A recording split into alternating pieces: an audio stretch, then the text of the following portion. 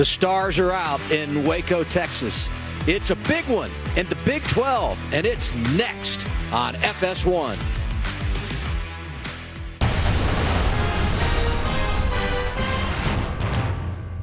It's a Waco tradition. The Baylor line. Here they come.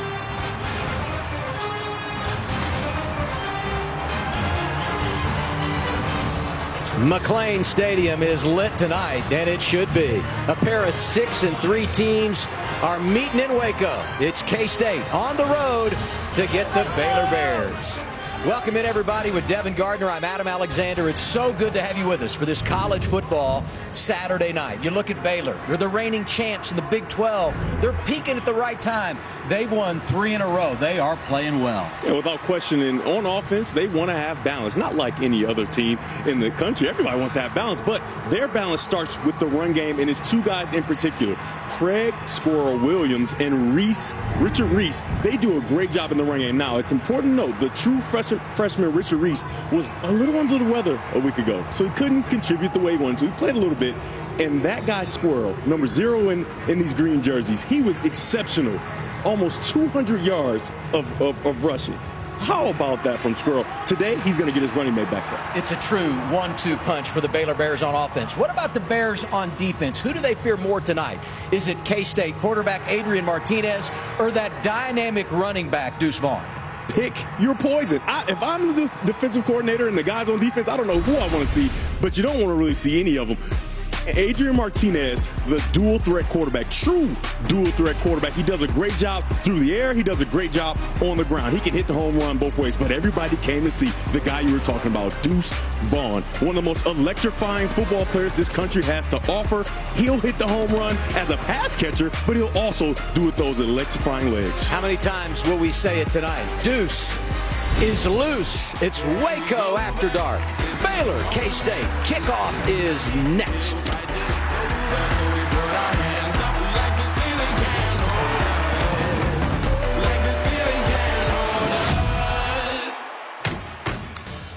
Three weeks to go in the regular season. Let's look at the top portion of the Big 12 standings. TCU unbeaten at 6-0. Obviously, they control their own destiny. 3, 4, and 2 teams after that. So basically tonight, for Baylor, K-State, it's an elimination game. You lose this one, you're probably going to have a real uphill climb if you're going to find your way to the Big 12 title game. So how did we arrive at the 4-2 mark for the Bears and the Wildcats? Really opposite ends of the spectrum. K-State goes 3-0 to begin conference play. The Bears were 1-2. Then they invert. Kansas State losing 2 of their last 3. The Bears have won 3 in a row. They're both 4-2 as we get ready to do battle here tonight. Chris Klieman, the head coach in his 4th season leading K-State. Dave Aranda, coach of the year in the Big 12 last year in his 3rd campaign on the sideline for the Baylor Bears. Baylor won the toss. They defer. K-State gets it to start this one. And it will be Noah Rauschenberg to put it in the air. Off we go on a Saturday night in Waco. Into the end zone it goes, a touchback, and it will be the 25-yard line for the Wildcats. And there, as you said, dual threat quarterback Adrian Martinez, the transfer from Nebraska. Yeah, I mean, he's been a breath of fresh air for this Kansas State offense. He can do it all. And the stats don't do him even justice because he had to sit out a few games with injury. But they've got their quarterback back. He's healthy, and he's ready to give this Baylor defense fits. Yeah, good news if you're a K-State fan, because there was a lot of talk this week about injuries. Malik Knowles, Cade Warner, the 2 receivers, limited time in practice, both suited up and in the starting lineup. That's a nice advantage for this offense. That's Brooks in motion. Martinez throwing on first down. And he dumps it off to the tight end. That's going to be Ben Sinnott who has the grab. T.J. Franklin there to make the tackle. We'll say his name a lot tonight as we look at the starting offensive line for the Wildcats. Yeah, this offensive linemen don't get the just due they deserve because they create those big holes for their smaller in stature running back, Deuce Vaughn. But these wide receivers, especially Malik Knowles, very special, and they can create huge plays in the pass game. Gain of 4 on first down, 2nd down and 6. Here's Vaughn. takes it out close to the 35, a bit shy of the first down. Third down and short. Here are the defenders for the Bears. The defensive line. Gabe Hall is a guy, 95, that you want to take a look at, because when talked to Coach Rand, he said he's been a little up and down. In the spring, they thought that they would have a monster, and early in the season, it was a little underwhelming, but it looks like he's playing his best football now, and that's exactly what Coach Rand wants. Defense has been playing great the last few weeks. In fact, the last 2 weeks, forcing 8 interceptions. First down carry as Vaughn goes across the 40 on third and short, and the Wildcats come out mixing it up, getting it done on the offensive side of the football. Yeah, what you're going to see is these big hogs, they are going to create a new line of scrimmage. And what I mean by that is they're going to take the defensive linemen and move them back at least a yard. And they do a good job of getting to the second level as well. But on those short yardage situations, Deuce Vaughn is going to have his pick of getting through the line and finding the yardage needed.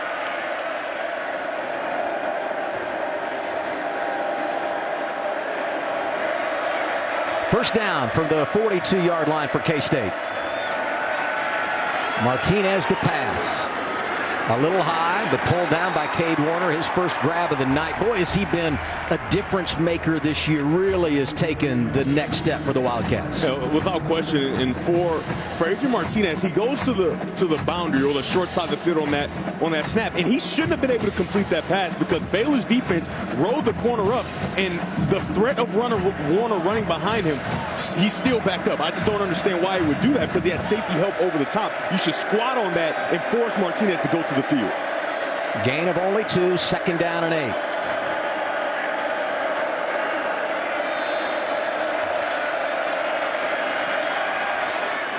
They're passing again. And it's again the tight end Ben Sennett who makes the grab. Christian Morgan is there defensively, and the linebacker that does it all, Dylan Doyle, also number 5 for the Bears. It's a good design using Deuce Vaughn on the edge, right into the flat. It removes Doyle, the linebacker, who's lined up over the tight end number 34, Ben Sennett. Ben Sennett gets vertical, hooks up, and turns around. On routes like that, it's called a stick route, where he has an option of running out or turning and hooking up. When you want to turn the hook up, it's in zone defense, and that's what he saw right there. Nice job by Sennett, and a great job by Adrian Martinez. Sennett, a dynamic player, 6'4", 247, did get the first down, and he's got his third catch of the night here. Greeted not so friendly by Devin Lemire on defense. It's a nice job by Al Wildcat, making sure that he stops Adrian Martinez from getting on the edge. When the Baylor Bears defense has trouble, and when most defenses who face Adrian Martinez have trouble, they allow him to get on the edge and start to create. And when he gets on the edge and starts to create, it is trouble for the defense. He is so special on the edge. Great job by Wildcat, stopping him on his tracks and making him get the ball out early. Yeah, Ron Roberts, the defensive coordinator for Baylor, told you and I earlier this week, we want to keep him in the pocket, number 1. If he escapes, let him escape outside, because once he escapes up the middle, he becomes a real playmaker. Second down carry for DJ Giddens, the freshman running back who spells Deuce Vaughn here. We don't see him touch the ball a lot, but they've started to utilize him more, not just getting carries, but he comes in and serves as a blocking back, and it looks like he'll stay in here on third down and 5. The way this offensive line is playing, I mean, it doesn't matter who you have in the running position, because they're going to create a new line of scrimmage. They do a good job there, but now they have both backs on the field, so you imagine that they're going to get Deuce Vaughn in a pass-catching situation in the flat, maybe a Texas route where he goes out to the flat and comes back over the middle. Saw Ron Roberts, came over from Louisiana, has done an outstanding job leading his defense in recent weeks. Martinez on third and 5, going to take off. Gets outside contain, and he steps out of bounds as he goes inside the 40. I think he might have stepped out a yard shy. We'll see where they spot it. And I think he understands the situation that they're probably going to go for it if he gets close, right? He didn't even look like he's strained to try to get that first down, because he knows they're going to have another opportunity to get behind this offensive line and allow them to create a new line of scrimmage. And we have to see if Baylor can buckle down and try to stop him, because they're going to put the ball in the hand of their running back. It's going to be 4th and 1. And in a game like this, these plays are enormous. Q power off the right side. Vaughn, the motion man. They throw it to him, and he will dance his way across the yard to gain. First down, Wildcats. Nice job. They put Deuce Vaughn out wide. when he motions in, it loosens up the defense, right? They loosen up, get the ball to him quickly, and it's essentially like him running the power right behind his offensive line. All you need is a yard. Very nice design and a very nice job by offensive coordinator Colin Klein. Hey, and Brooks and Knowles out there getting dirty, throwing blocks, doing what they need to do from their wide receiver position. To the field, they're giving free release, free access to Malik Knowles, the talented wide receiver. They're going to run on first down. This is Giddens. He gets a few inside the 35. You know, we talk about K-State and their ability to get it done on the ground. Across the board, though, you look at Baylor, you look at the Wildcats, both of these teams deliver when it comes to handing off the football. When these two offenses are running and they're moving well, it's because of the run game. They both rely on it a great deal. What about this drive for K-State? I mean, they're mixing in the run and the pass. They've already eaten up 6 minutes off the clock. 2nd down and 8 here. And they stay on the ground once again with Giddens. Not much happening. And it'll be 3rd down and +5. Make it 6 yards. And an injured player for the Bears.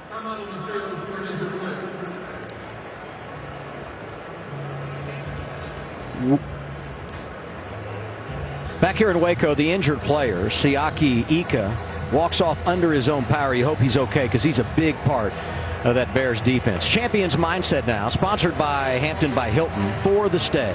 For K-State, they got to make sure that they make shape and beat them. They can't allow that two-headed monster to get loose. And they have to ISO Deuce Vaughn on the Baylor Bears linebackers. They have struggled throughout the season when their linebackers get in those situations. For Baylor, you got to feed the beast. You got to make sure you get that two-headed monster going. And also, find where number 22 is. And they're going to pass it on 3rd down and 6. It's tipped and incomplete. As soon as that ball was batted in the air, it reminded me of what this Baylor defense has been doing the last couple of weeks, and that's turning over their opponents. T.J. Franklin getting those big mitts in the air. I mean, it's devastating for a quarterback because Adrian Martinez, he has a guy and he can't get it to him because the ball's batted by a defensive lineman. A nice job by Baylor's defense, but this K-State offense is going to stay out there. They have seen something. They got free release down here at the bottom of the screen if they want it. Ball spotted at the 32. 4th down and 6. Sennett moving left to right. And a whistle, and the Wildcats going to call a timeout.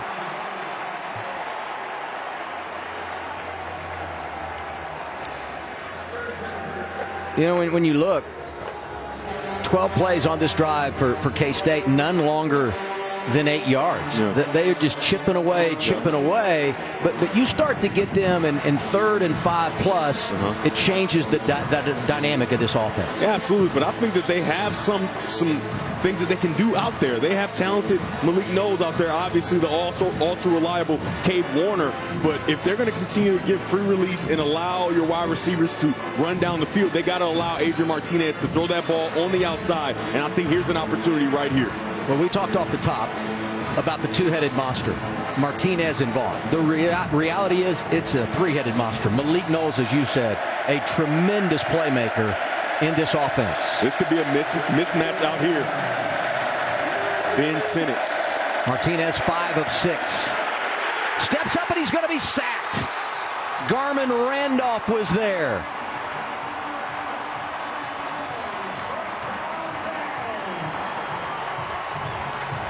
Fifth sack of the year for Garmin Randolph. They bring pressure here, and it's confusing. They don't know who to block. You got outside coming in. Nice job by those two young men making the play together. The tackle and Deuce Vaughn got confused on who to take, and neither of them took either of them. Matt Jones, couple of sacks on the year. He came from his linebacker position. He, too, had a hand in that for the Baylor defense. So the Bears get their first opportunity offensively. K-State keeps it for nearly the first half of the opening quarter, but nothing to show for it, and good field position here for Blake Shapen. And he hands it off to the squirrel, Craig Williams, his first carry of the night. The one thing that this Baylor offense wants to do is have balance. And Chapin this season has done a much better job of performing under duress. And what I mean by that is he does a good job when everything's perfect. But when we talked to offensive coordinator Coach Grimes, he said that he has done better in those third-place situations that happen a lot in football. Quick pass near side. Monterey Baldwin has the grab from Chapin. Here are the starters offensively for the Baylor Bears. Coach Aranda has been super impressed with Micah Mazuka. He's an offensive lineman, a young guy, a sophomore, but he's performed as well as anybody on the offensive line. Big number 65. Richard Reese is in. Williams got that opening carry. Now number 29, the true freshman, will get his opportunity at running back. That catch for Baldwin, good enough for a first down. Ball's at midfield. Reese the carry. Picks up 4 before he is hammered. Julius Brents comes through to make the tackle for K-State. And here are the starters on defense for the Wildcats. This defense is led by Felix Anyudike Uzama. He is a force on that defensive line. Big number 91. Only a junior, right? He's not even a senior, but was super productive a year ago, and is coming into this season is trying to recapture a lot of that same form. Another one to note, Daniel Green. He's healthy for the first time this year, number 22 in white. A little option on 2nd and 6. Reese has got running room. First down inside the 35 for the Bears. Kobe Savage stopped him, but not before. The Bears have another 1st and 10. Assignment football. Number 21 is going to be the guy that's responsible for the back, but he gets blocked. And once he gets blocked, there's running down the field for the young Reese. He's healthy. We talked about it in the open. He was feeling under the weather last week. Looks like he's fine to me, Adam. Gavin Holmes blocking downfield. That is nice from the receiving group.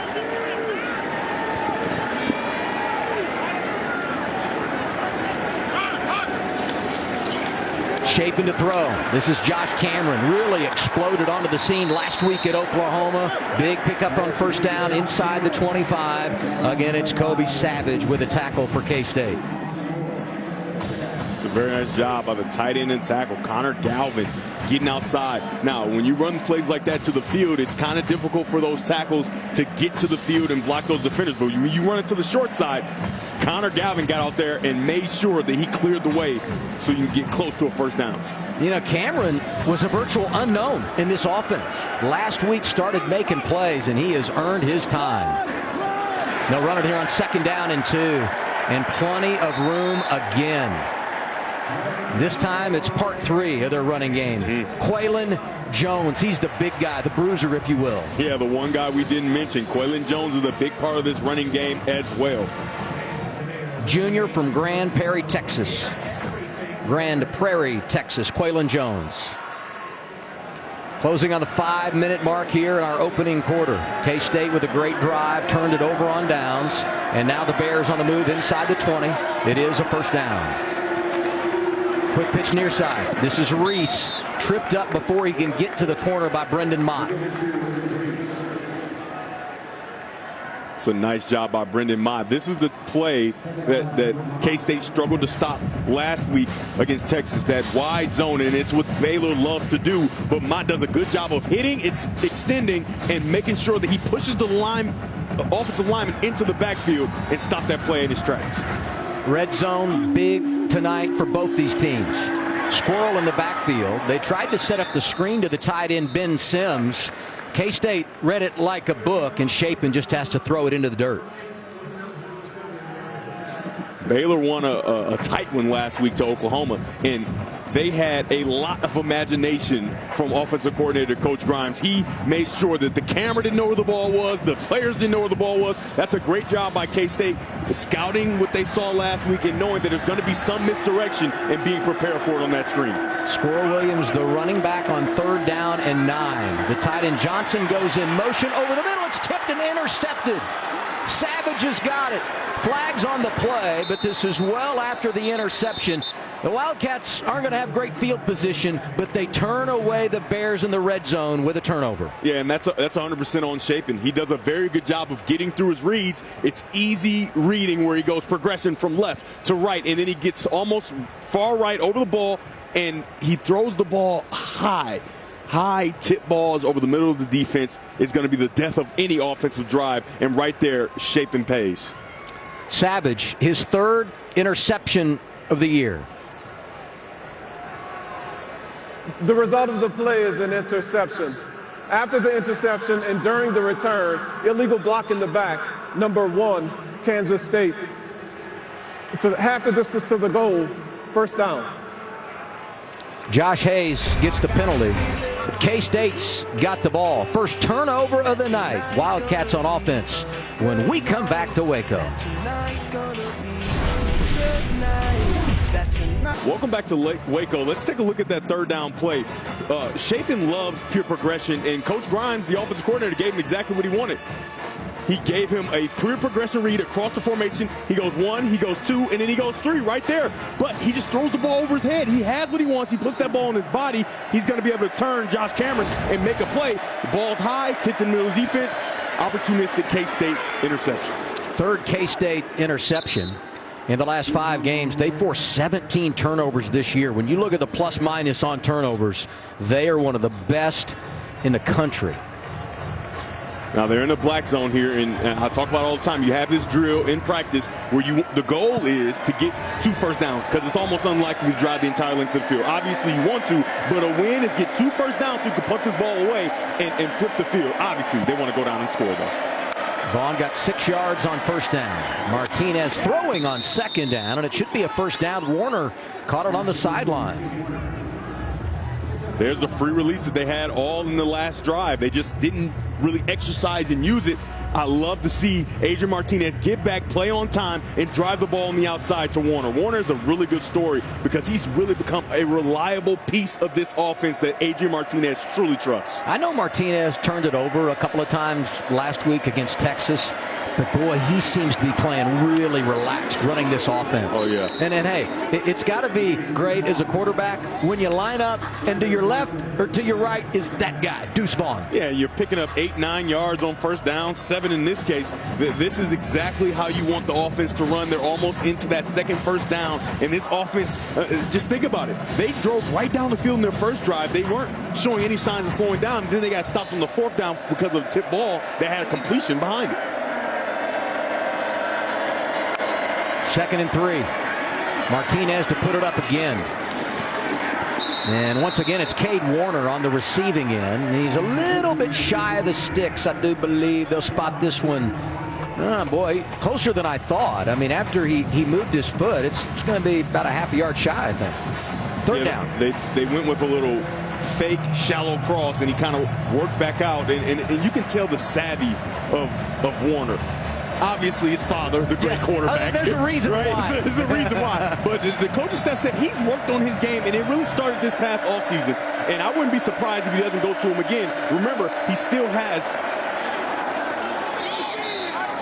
3rd and short, and a good spot here is going to give it to Martinez on the sneak. It's a nice job of patience. You know, we see it from Tom Brady. We've seen it for so long that people call him the greatest quarterback sneaker of all time. Martinez does a very good job of getting the ball, sliding to the left just a little bit, and then trying to get underneath. But he is shaken up. That's the risk you take when you put your quarterback in there with all those big hogs. I thought I saw a grimace when he was at the bottom of the pile, and he's on a knee. So we'll step aside with K-State driving.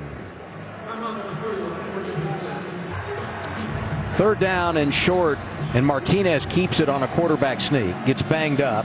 He has walked off, but as you can tell, he's pretty gimpy going into the 10. Here's what happened. Man, this brings back terrible memories. I remember playing against Ohio State and watch his foot. His left foot is driving and stuck in the ground, and a giant defender, Matt Jones, number 2 in green, falls on it as he's trying to make the play, and his foot kind of gets stuck in the turf. And you have to hope that he'll be okay because he was playing well. Will Howard is the backup. And he hands it off on first down to DJ Giddens. Well, you look at Howard, and if you have to go to a backup, it's a good situation. He's played a lot of football the last couple of years at K-State and put up some big numbers. I mean, they've got themselves quite the luxury in Will Howard as the backup quarterback. There are a lot of programs that will gladly take Will Howard as their starter. He is well battle-tested and on the season, 34-57. Almost 60% passing, 521 yards, 6 touchdowns, just to 1 interception. So he knows how to get the ball down the field. Threw 4 touchdowns in a win against Oklahoma State, and here he is hitting Giddens across the 40-yard line. Let's go back to when they played the Cowboys. I mean, this created a little bit of a quarterback controversy in Manhattan. He was incredible. I mean, he was so poised, and you saw the K-State offense shift just a bit into a more passing style, which you don't have to get rid of Deuce Vaughn because he's such a good pass catcher, as you can see right there with that diving, outstanding catch. And you can see carrying the ball on his shoulders, and like you said, it can create controversy. But this team was completely behind Adrian Martinez. They do trust Will Howard, though. Well, I'll say this. Martinez and Howard, really good friends. Oh, yeah. I mean, internally in the locker room, you couldn't have 2 guys that see eye to eye more so than these 2. They support each other. And, you know, the hope for K-State was redshirt Howard. And he could play in a couple of more games and still not exceed his limits in that regard. Yeah, that's a guy they want to keep around the program because he is ultra talented. And how about him sticking around, right? He could be starting somewhere else, and he decided to stay in the age of the transfer portal. 2nd down and 6, 30 seconds to play here in our opening quarter. Vaughn's got the ball. He's got a first down and more across midfield, breaking tackles, and inside the 40 of Baylor. Deuce got loose, and the Cats are rolling. This is where he's going to get loose, too. He's going to follow right behind big number 55, Hayden Gillum. Very nice job getting up on the linebacker. The rest of that is Deuce. He knows how to get into the open field and make guys miss. Reverse, flea flicker, Howard throws downfield. What a catch. It's the tight end, Ben Sinnott. Colin Klein pulling out all the tricks. How about Ben Sinnott's acting skills? He comes across the formation, makes it look like a run, looks like he's blocking, and then he gets down the field and makes a nice combat catch. We've reached the end of 15 minutes in Waco. Here come the Wildcats, looking at our first score of the night. FS1 College Football is sponsored by Hampton by Hilton. For the stay. With Devin Gardner, I'm Adam Alexander. Waco, Texas, the scene for a big one in the Big 12. You're looking at Adrian Martinez, starting quarterback for Kansas State. Got banged up on a 3rd and short. Enter Will Howard. The offense has not stopped moving until now. Matt Jones across the line of scrimmage, and he hits Deuce Vaughn for a loss. Here's Matt Jones right there. He's going to do a very good job of sifting through the offensive line and finding his way to Deuce Vaughn, which a lot of people do not do. Very nice job of him being patient, getting through the line of scrimmage and making the play. Spot the ball at the line of scrimmage. 2nd down and 10 from the 15. Baylor was in the red zone, turned it over. See what the Wildcats do. Throwing on 2nd down. Howard, end zone, caught, touchdown, Ben Sinnott. What a night for the sophomore tight end. 5 catches, a career best in a game, and now he's got 6. That window doesn't get any tighter on this post route. How about the guts to throw this right behind the head of Matt Jones? Matt Jones is in coverage, but the ball sneaks through. Nice concentration by Sinnott and a nice job by Will Howard holding the safety just for a smidge and then driving that ball on his shoulder pads. Extra point up and good for Ty Zentner. 7-0 K-State. Let's go back to how this happened. Baylor driving in the red zone, interception, personal foul, or blocking the back, right? So you go half the distance to the goal. You said, give me a couple of first downs so we can flip the field. They said, no, we want 6, and they got it. Wildcats lead the Bears 7-0 in Waco. You look at the numbers for this drive. I mean, it's jaw-dropping. 12 plays, 97 yards, 5 minutes. 2 quarterbacks. I mean, yeah, that opening drive for K-State, 13 plays. Yeah. They've got complete control of the game. I talked about it before that drive started. They haven't been really stopped. They stopped them.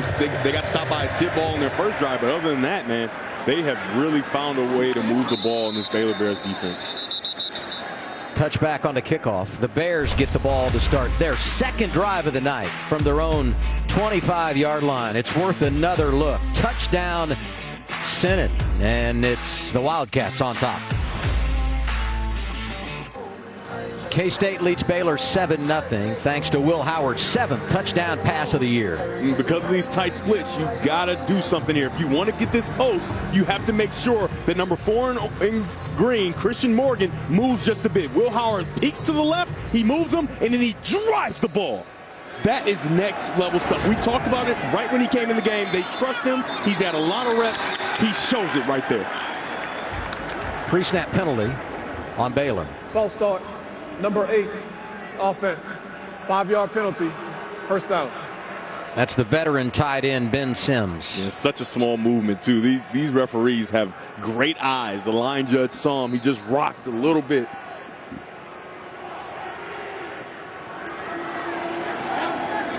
Squirrel Williams, the running back, on 1st and 15. Shaping to throw. Loading it up over the middle. Josh Cameron's second catch of the night across the 30-yard line. Great job by Josh Cameron in his patience. They get on a shallow cross, flanker drive. I mean, it's the flavor of the entire country. Every quarterback loves it because it has answers built in. He does a great job of being patient, allowing the tight end to clear out, coming underneath, and he's wide open because of the pick that was created. I think he's going to be a superstar. Williams on 2nd and 5 gets a couple and then ripped to the ground by your guy, the other Deuce, Daniel Green. Oh, Deuce, Daniel Green. I'm just telling you, I was watching film. I'm like, man, this doesn't look like the Deuce Green I know. So I talked to the coaching staff and I said, well, what's going on? What's his problem? Coach Kleiman, he said, listen, he's been banged up. He had injuries all year. He's been dealing with it. And this is the first week he's been able to practice and he's been able to be healthy. And you saw the violence that he played with at the linebacker position. D coordinator Joe Klanderman loves number 22. 3rd and 4. Williams has got the first down as he takes it out to the 40. How about Squirrel? I mean, he's been so banged up, right, and hadn't played a lot, fought a number of injuries throughout his career, including this season. Comes out last week. You mentioned it. Richard Reese has the flu, can't really go. Limited snaps. Williams comes in career high yards, touchdowns, touches. He was incredible. 168 pounds, and he went for almost 200 yards. Outstanding. Motion man Gavin Holmes. And this is going to be Quaylen Jones on the carry. Not much doing. Duke pulls him down from behind. That's Khalid Duke, one of the other linebackers you'll hear a lot from tonight on that K-State side. It's a nice job of Khalid Duke just getting behind the tackle and following him to the ball. The tackle pulls, and they don't have anybody to account for Khalid Duke. Usually you get into a pin and pull situation where you at least account for that guy. He gets tight to the hip of the tackle and follows him right down the line of scrimmage to make the play. Loss of a yard, 2nd down and 11 for Chapin. He's throwing it. Ball tipped and incomplete.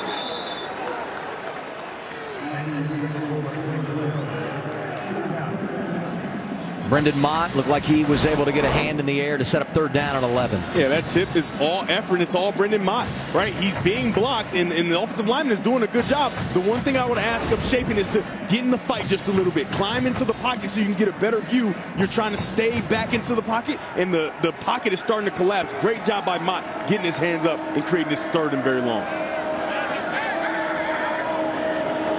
Baylor 1 of 2 on 3rd down. Big screen down. Pressure coming. Chapin rolls, looks, dumps it, and nothing doing there. Quaylen Jones made the catch, but really had no room to roam as his momentum carried him out of bounds. It'll be 4th down and a punting situation for Baylor. Man, those linebackers were flying to the ball, trying to get after Chapin. That's a nice job dialing it up by defensive coordinator Klanderman. Nice job of sending pressure at the right time, knowing that they would get in a drop back pass situation. That's why I thought a screen would be something that would work perfect, because K-State came after it. Isaac Power will send it away, and it's Brooks back deep for K-State. Makes the catch on the run just outside the 25. Room to roam, and he races across the 40. They're up 7-0, and K-State will have good field position for their third drive of the night. Vaughn back on the field when we return.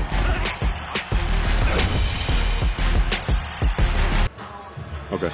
The countdown is on because the World Cup is just 8 days away, and on Monday, the 21st, Christian Pulisic and the USA play their long-awaited opener against Wales, and you could win $1 million. Fill out your World Cup bracket at foxsports.com/bracket and play for free.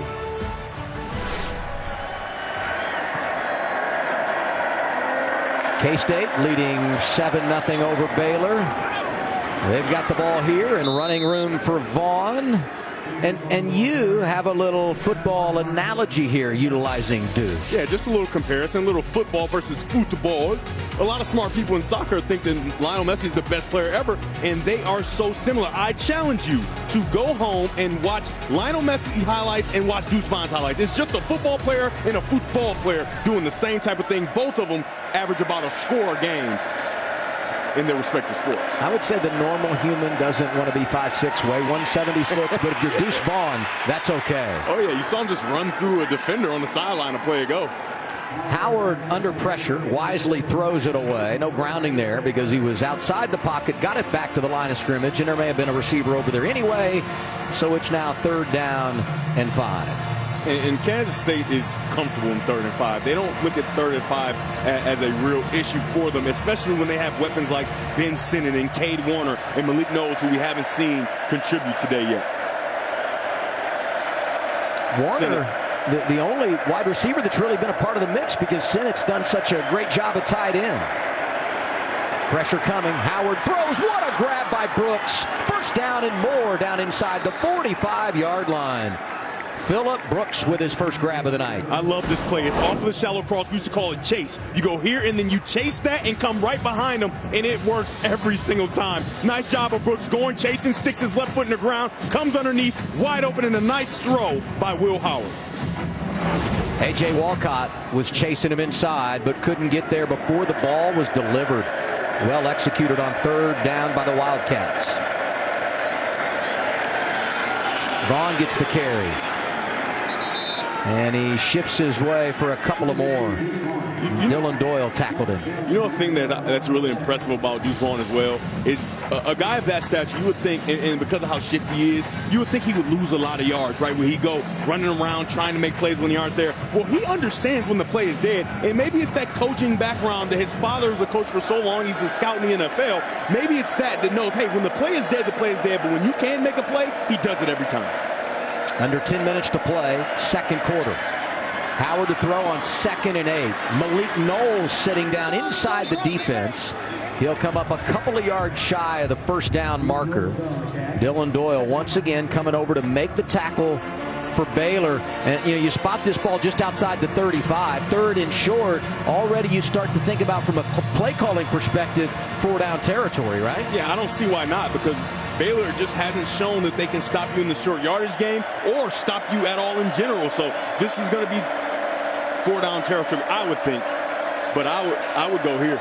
It's not a free release, but he does a great job versus press coverage as well. There he goes. Howard 5 of 6. He hits Vaughn, who's got the 1st down. Howard now 6 of 7. Martinez was 7 of 8. 6 different Wildcats have caught passes tonight from 2 different quarterbacks. And how about Will Howard, right the backup? He sees the corner cat blitz, and he gets the ball right over his head. What you want to do against corner cat, you want to attack the blitz. The corner comes, he drops it right over his head. A nice catchable ball for Deuce Vaughn. Deuce Vaughn goes and gets the 1st down. And we had the graphic in, but the time of possession in favor of K-State has been outrageous tonight. Well, that was a dangerous pass, but a great catch by Vaughn. I mean, he's showing it all off. And last year they utilized him out of the backfield as a receiver, but nothing like what we are seeing in 2022. He got 6 yards, 2nd down and 4 as we head on that last play. They did it again. They corner blitz, and Deuce Vaughn right behind him. Nice job of Will Howard recognizing it and dropping the ball over his head. Giddens is now in at running back. Coming. Warner in motion. And we've got whistles and a flag. It's going to be on K-State. They don't get many penalties, but they'll be set back 5 yards here, it appears. False start. Everyone but the center. Offense. 5-yard penalty. Second down. I wish we could get Dean Blandino in here. I want him to say every single number that was false starting. That's the easy way out. Everybody but the center. We'll Center be here till midnight. I know, right? The center didn't get the call there. Ooh, look at these numbers. Yeah. It's staggering. Doubled up on plays. Close to triple on the time of possession. Brooks takes the handoff. He's got plenty of room. The penalty yardage and more as he goes inside the 15 to the 13-yard line. It's another Wildcat first down. I mean, Brooks is such a talented runner. It's just an outside zone. He finds a way to stick his foot in the ground and get vertical. And like you said, he got the first down and more. What a job to have. What a luxury to have wide receivers like Brooks, who's exceptional in the wide receiver game, that can run the ball like he does. And what a luxury to have Deuce Vaughn, a runner like he is, catch the ball in the passing game. Howard rolling left, directing traffic and throwing it away. Offensive line did a great job of giving him time, but eventually the dam broke and he had to release it out of bounds. Yeah, Baylor only rushed 4, and I love what Howard did there. Continue to buy time. Draw him in. He even started to direct traffic, tried to get Ben Sinnott to the back of the end zone. It doesn't happen for you. You're outside the pocket. Just make sure it gets to the line of scrimmage, put it in the third row. How comfortable are you as a quarterback when you're fading and directing your receivers to go in a certain direction? That's when you have fully immersed yourself in the football game. Because now you're feeling the game, right? You don't necessarily have to see that pressure. You're feeling it. Here comes a blitz, and they got him. Coming from the far side, A.J. Wildcat. And if he hadn't gotten there, Mark Milton was coming hard from his corner position. That's a nice job and a well-timed call by that Baylor Bear defense, because they've been killing them with this same play, getting the guard or tackle around the edge. You can see right there that Wildcat gets skinny and gets underneath the block and makes the play on Deuce Vaughn. Yeah, Al Wildcat made the play, and if he doesn't make it, Deuce might have been running free again. He's out the back door for sure. 3rd and 11. They dump it to Deuce. That is a great tackle by Dylan Doyle. You do not want to be one-on-one with number 22. He ended it quickly. So because of the throw that's behind, Doyle lines up right here. He's going to have to try to beat Deuce Vaughn outside. How is he going to do it? Well, you got to get a bad throw, and the ball's behind just a little bit, bobbles, and he's able to make up the ground and make the play and get Deuce Vaughn on the ground. Doyle, transfer from Iowa, 5th-year senior, doing wonderful things for the Baylor Bears. Field goal try here for Zentner. It's up, and it is good. He's now 5 for 5 on the season. K-State extends their lead 10-0 over Baylor. FS1 College Football sponsored by Hampton by Hilton for the stay. We're live in Waco, Texas with Devin Gardner. I'm Adam Alexander. Big game in the Big 12. Both these teams with a pair of losses in league play. You lose tonight, probably going to miss out on an opportunity down the road to play in the Big 12 championship game. And the Wildcats of K-State taking care of business on the road, leading at 10-0. Look at that scene. The crowd swag surfing. The Baylor Bears players excited when they get a chance to get back on offense. And this drive will start at the 25 as we have a touchback. Well, what has happened to this point in the game? Well, you get a drive by Baylor to get down close and then the tip ball over the middle. Adrian Martinez does a great job of getting the first down, but he gets hurt. A little bit of a calf type injury. They put a sleeve on it, but in comes Will Howard, and he picks up right where he left off against Oklahoma State and hits center right between the numbers. Wow. Another field goal after that, and now Baylor Bears get their opportunity. And Baylor gets the ball to begin the second half. This is a really big drive for them. If you can come down, despite everything that's happened, you can drive down here and get some points before the half, you'd feel really good about where you are heading to half number 2 at home. carry for the freshman Richard Reese. And on the play, Daniel Green making the tackle. His health and being back is going to make this Kansas State defense so much better. And they've already proven to be pretty good. Squirrel Williams back in, takes the pitch. And it looked like he had room until Green comes over and just grabs him across the chest and lays him on the ground. I mean, he just has a lot more pep in his step, right? He was playing, he was in the game, but he had a foot injury. He had a lot of things he was dealing with. He had a rib injury, but now he's feeling good, and the running backs are paying for it. And there's an injured player on the field for K-State, and it's Kobe Savage, who had the interception earlier. He was right over there where Green made that tackle. To be specific, he had a foot injury early, and then he had rib cartilage tear, and he played through all of that, so he just wasn't the same player. They said that he is finally able to practice. As you can see, the injured player walking off the field. It's good to see him. Kobe Savage, who had the interception earlier. Gingerly, though. 3rd and 6. Could be a passing situation here for Baylor. You know whose name we haven't said in a while? And Udike Uzama. This could be an opportunity for him to get after the quarterback. Now, he hasn't had the production that he had a year ago, but he's had to deal with chips, slides, the protections to him. He's had doubles, and he's been much better in the run game, though, this year, is what the coaching staff said about him. Lined up on the edge near side. Shaping to pass. And it's incomplete. Brent's popped him pretty good. But it'll be 4th down and 6. And that's a great job by Julius Brents holding off and not killing the guy. Because if you kill him, they're going to throw a flag and you're going to be out of the game again. Remember, a week ago, they think that he's a big part of the reason why Texas was able to do so much in the pass game with their talented wide receiver Worthy, because they expected for Julius Brents to be able to follow him around the field, but he got a targeting early in the game in the first quarter, had to be out for the entire game, and it threw the whole plan into a frenzy. Yeah, that was like play 5, yeah, and you had to really shift everything. Yeah, but he's back now.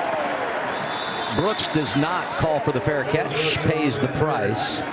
K-State football leading 10-0 on a nice-looking night in Waco, Texas. We said off the top tonight, watch 22 in white, and Deuce Vaughn has not disappointed. 3rd player in school history to go back-to-back over 1,000 yards rushing in a season. Over 3,000 scrimmage yards. That's the most in the FBS in the last couple of years. 2,100-yard games. When you talk about scrimmage yardage, and tonight 54 on the ground, 16 receiving. He's done it quietly here in Waco. I think it's safe to say he'll probably get 21 tonight. I would say that is very safe. Long way to go in this one. Howard throwing on 1st down. Sennett's got his 6th catch of the evening, escorted out of bounds by Christian Morgan. But I feel like it's a breakout night for the sophomore tight end. He has been ridiculous. Man, he's just getting better and better and better as a route runner. Obviously a talented blocker, a big guy, but he has a bright future. First receiving touchdown. He's a great blocker on the edge here, setting up Deuce Vaughn for 10 more. I mean, there he is at the point of attack, right in front, leading the way for Deuce Vaughn. I mean, this big fella, how many times do you see tight ends in today's age catch the deep over and then on the next play be the point of attack on the outside zone? Look at this bunch formation, bottom of the screen. Howard to Vaughn, why not? He had 70 yards of total offense when this drive began. He's already got 20 here in the last 2 plays. Give him 90 on the night. Wildcats 1st and 10 with 4 minutes to play, first half. Everybody's going to clear out. Deuce Vaughn's going to go slow and then across. It's a very nice design, just finding a way to get Deuce Vaughn on other guys, right? One-on-one, he can't be stopped. I know he's got some weapons to work with. Colin Klein calling a great game tonight as an offensive coordinator. Giddens splits wide. Howard under pressure, rolling, throwing, and incomplete. Good to see Siaki Ika back in the football game. Was injured early. He was the player providing the pressure there on Howard. Howard is going to be kicking himself when he watches that on film. They went quarterback play action where the quarterback fakes the quarterback power and then drops back to pass. And he had what he wanted. He had Phillip Brooks wide open out in the flat, but he just didn't see him. But a good job of not making a bad play worse, getting on the outside and throwing the ball away.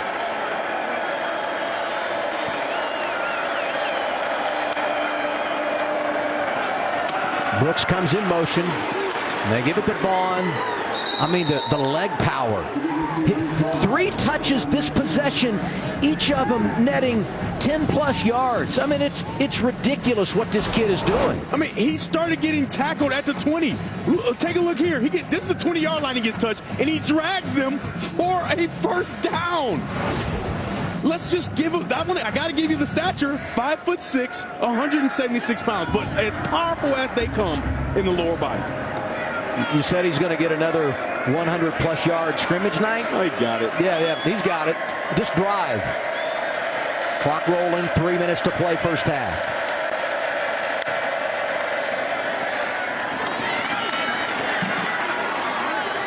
Giddens met at the line of scrimmage. I think the defense taking their frustration out on the freshman running back who was popped as soon as he got the football. So nice job by T.J. Franklin going up against Christian Duffy. He olays him really quickly at that defensive end position and then blows that play up. You haven't seen a whole bunch of that, right? For the most part, these offensive linemen have done a good job of getting on these defensive linemen and linebackers, but nice job by T.J. Franklin making the play there. When you watch the tape of the Baylor defense, number 9 flashes a lot. Without question, he's had great athletic ability and quickness. You see how quick he got there. As soon as they moved, he was in the backfield. Wow.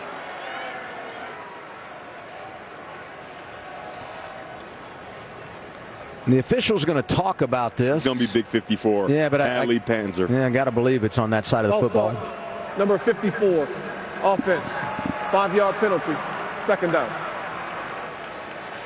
You don't usually see a bunch of this from K-State, penalties that hurting themselves, but you saw it right there. And T.J. Franklin has his ears pinned back. He is ready to make plays in the run game, and I wouldn't be surprised if he doesn't get a chance to get on the edge and make a play in the pass game too. There he is trying to get the call, figure out what he has to do. I wouldn't leave him one-on-one.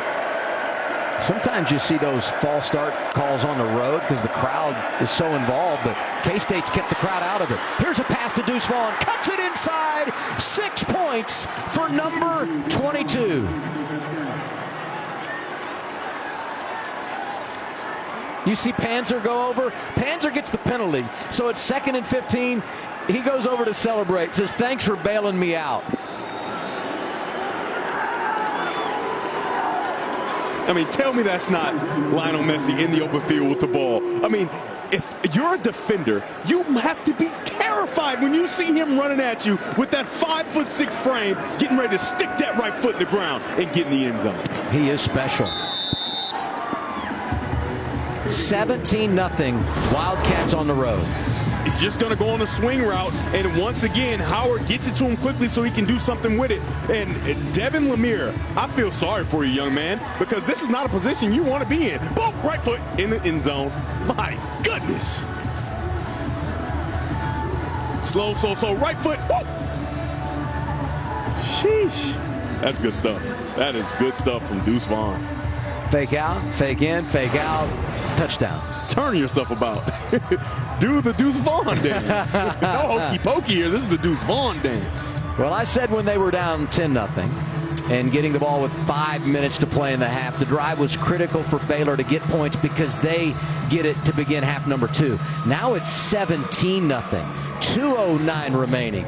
This is enormous for Coach Dave Aranda's team. Yeah, the one thing we haven't seen from that Baylor Bears offense is vertically attacking the defense of Kansas State, right? We've seen misdirection. We've seen the running backs try to get going, but they just haven't been able to find a passing game from Shapen. And that was one of the team goals for Kansas State. I said, make Shapen beat you. And that's what Kansas State is committed to doing. They're staying in the box, making sure they stop that two-headed monster, and forcing Shapen to throw the ball down the field, and he hasn't been able to do it to this point. Are you ready?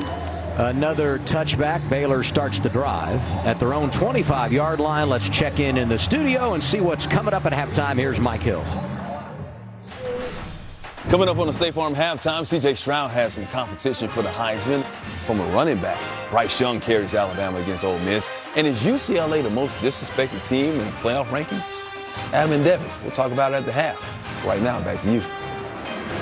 Yeah, UCLA saying we're not done yet. Good question. UCLA is a talented football team, and nobody respects them because they have one loss to a talented Oregon team. 3 Baylor possessions tonight. The first one, they got to the red zone through the interception. The last 2 have resulted in punts. And before they even run a play here, they have to call their first timeout of the half. That's tough. How about Deuce Vaughn? 18 touches tonight. 6 receptions, and he had 7 catches last week against Texas, and his career high is 10. I mean, across the board, this guy has been unbelievable. Adam, think about people that watch K-State football games that maybe aren't K-State fans, right? You think they're tired of announcers talking about Deuce Vaughn in the open, but if you don't, you look like a fool because he's going to come out and he's going to have his touches and he's going to make plays in the passing game. He's going to make plays in the rushing game. So the fact that every single team that he goes up against knows exactly who he is, what he is to this offense, and he's still able to have success is one of the more impressive things that I've seen. But I feel like as the season has gone on, this K-State offense has added layers, and we're seeing it tonight with Senate. They are getting really dangerous. Incomplete pass. Tried to get it to Jones out of the backfield. Austin Moore was there defensively. There is a flag. That's what we wanted to see from Shapen climbing in the pocket. Is going to be a hold on. They held Felix Udike Uzama. Holding, number 76, offense, 10-yard penalty, first down. I mean, Connor Galvin did all he could to get out of his stance. And when I tell you, NUDK was rolling from the start on the right side of the screen. Look, he's already passed him. Right, the play just started, and he's already 4 yards in the backfield. Nice job by NUDK. They run the screen here, and nothing doing. Great tackle again by Green. Baldwin left his feet and paid the price. Told you, he's feeling good. He's healthy. He's healthy. This young man that you see on your screen, number 22 in white, has taken this defense to the next level, right? He frees up some of those defensive linemen to make plays because now you have to worry about a healthy Deuce Green. Deuce 22 on both sides. How about that?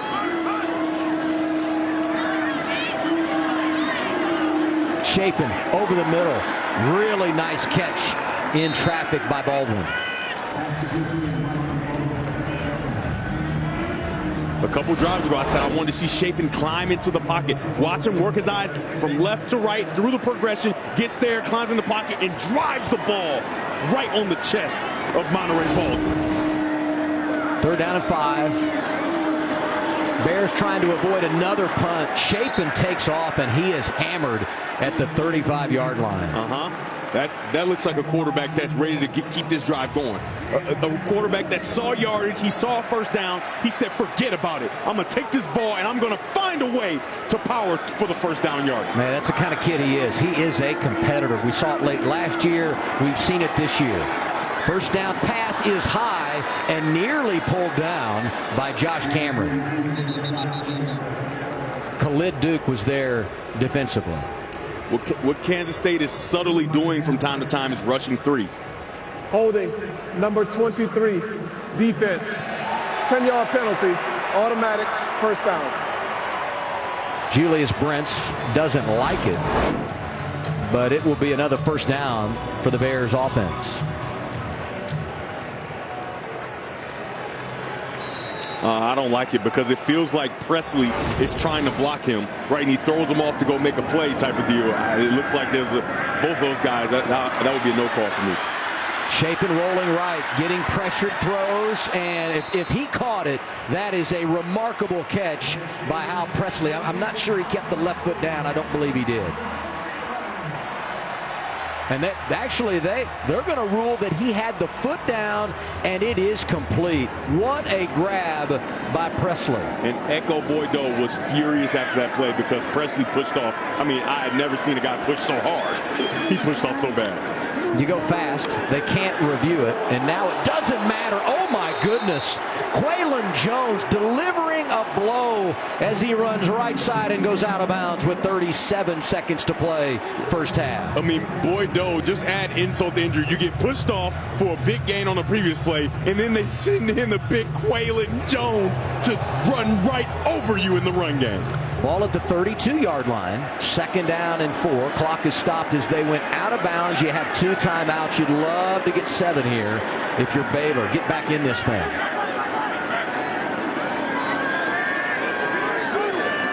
The motion also knows his zone defense. That was Sims, the tight end, that motioned near side, and they try to get it back to Baldwin. Incomplete. 3rd and 4 for the Bears. Kansas State is doing a good job in their zone defense. It's a nice job of Coach Grimes, the offensive coordinator, giving Shapen answers, right? Motion the guy out, see what the coverage is in. You can see when the cornerback goes out and covers the tight end when he goes in motion, it's zone coverage. Now Shapen knows that. He knows where he needs to go with his reads, just couldn't get the ball to the receiver. Best drive of the night for Baylor since that opener that ended with an interception. There's the tight end Sims. He's got the first down. Clock stops to move the chains. Do you burn one of your last 2 timeouts here? It doesn't look like they will. Another full field read for Shapen, goes all the way from left to right and gets the first down. They work quick, really didn't lose much time there by saving the timeout. Now you have to call one as he is tripped up by Green. Shapen tried to get outside the pocket and run. Green gets him, and a timeout called by Baylor. Yeah, when you think Green versus Shapen, you almost think assuredly he's going to be tackled, but he almost stuck out of that tackle. Shapen with a little spin move, trying to get away from Deuce Green. Right, he decides that he's going to run right away, and then as he gets forward, you can see Green is kind of his spy. You can see him mirroring him, and he goes with a little 1-2 and tries to spin out, almost gets out of there. How about that? Ankle tackle. I mean, how many tackles does Deuce Green have? I mean, we talked about him being healthy and he would make a much bigger impact than he has all season. He's been everywhere. You know, Shapen 9 of 15 on the night, but when you look at what he's done on this drive, much needed 5 of 7, and you have to get points here, right? I mean, you'd love a touchdown, but you're up against it a little bit with the clock and only 1 timeout. At the very least, make sure you put 3 points on the board with the Bears getting the ball to begin the second half of play. He's put the team on his back. It started with that early 3rd down conversion where he runs over a defender to get the first down. Pressure coming. Shapen hangs in, and it's going to be caught short of the first down, I believe, by about a yard or 2. But Baldwin gets out of bounds, stops the clock. 11 seconds remain for this 3rd down. Nice, simple read. You have layer routes. You got a high guy, you got a medium guy, you got a low guy. He goes to the medium guy, which was Monterey Baldwin, and nice footwork on the sideline. 3rd and 2, ball at the 19. You're in field goal range. Make sure you get to 3. They got the big back end, Quaylon Jones. And remember, Shapen's legs are an option if they go for a run here. Wildcats want a timeout.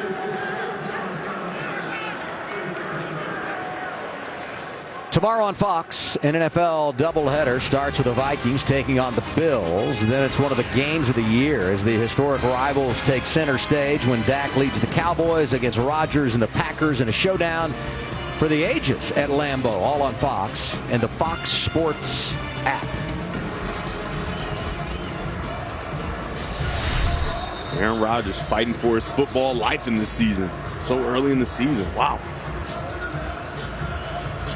The NFL, well, never disappoints. Always plenty of storylines, and Rodgers and the Packers and their rough start, certainly one of those. How aggressive are you with this play call, 3rd and 2?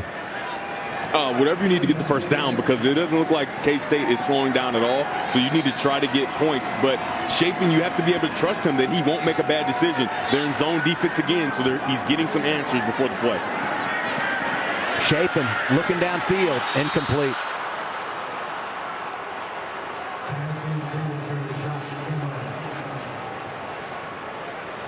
Got what he wanted.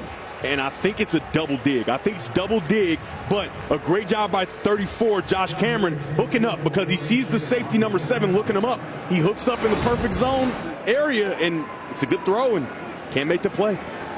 John Mayer's in to try the field goal. 6 for 6 on the year. As long as 49. This one from 37. Power to hold. And the kick is good. And it took them nearly 30 minutes. But finally, Baylor is on the board, trailing K-State 17-3. And time has run out in our opening half.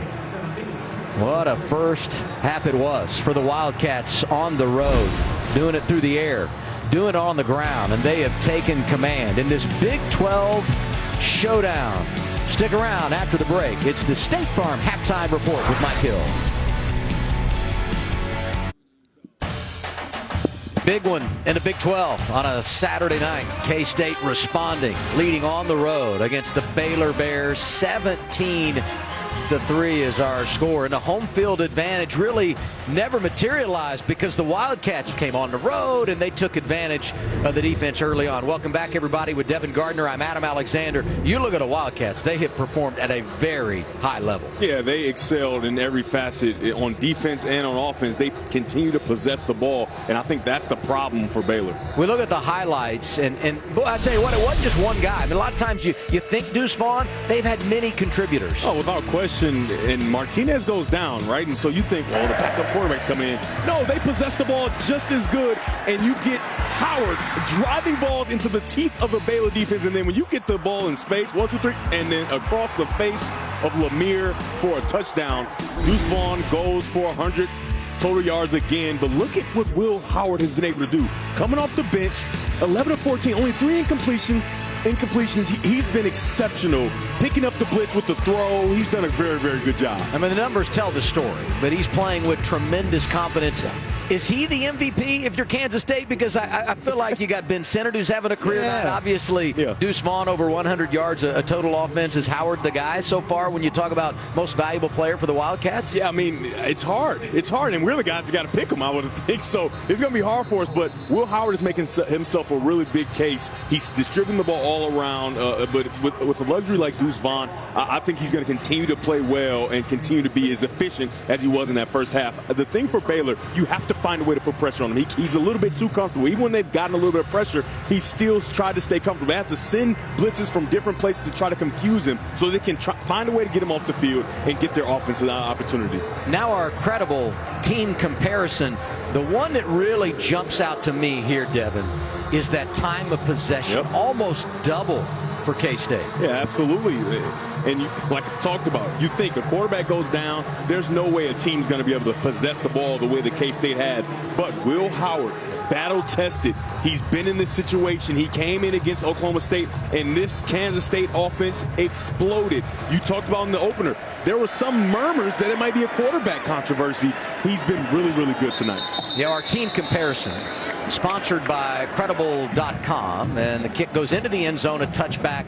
The Bears get the ball here to start the second half from their own 25-yard line. You look at what they've done in recent weeks versus what this Bears rush attack has done against the K-State defense tonight. Yeah, the earlier keys to the game, I talked about Kansas State's defense making Shapen beat them. And Shapen in that final drive before half did a very good job, but they've shut the running game down, and as a result, Baylor hasn't been able to do much on offense, but they have another opportunity here. Let's see if Shapen can get through his reads and make all the throws similar to the way he did on that last drive. I feel like this is a really big drive, and Reese gets the carry, and the freshman, first down yardage, gets 12 yards out to the 37-yard line. Good start for the Bears. For fans at home, watch inside. On these run plays, Kansas State's defensive line, they're not the biggest guys in the world, right? So they have to find a way to manufacture a way to get to runners and the quarterback. So they sometimes jump out of gaps, and it creates a vacancy, is what you saw right there. And the play fake fools everybody. We thought Reese had it coming near side. Shapen takes it the other way. It'll be second down for Baylor. Yeah, some of the defense thought that the ball was given to the running back. Our camera thought that the ball was given to the running back. I thought the ball was given to the running back. But the one person that didn't think so was Enyudike Izama. King Felix coming in, helping support the run game. Such a great pass rusher. Shapen, man is open. It's Josh Cameron. And he's into plus territory. Take it down to the 37-yard line.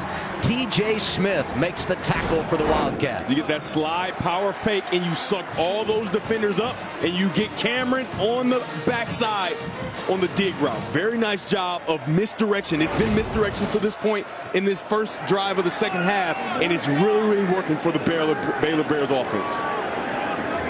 Very quickly, the Bears on the move. They spotted the ball at the 36. Reese carries, gets 1 yard, and a flag comes in from the area where typically you will see holding on the offense. This is what you can't have. Number 66, offense, 10-yard penalty, second down. Correction, first down.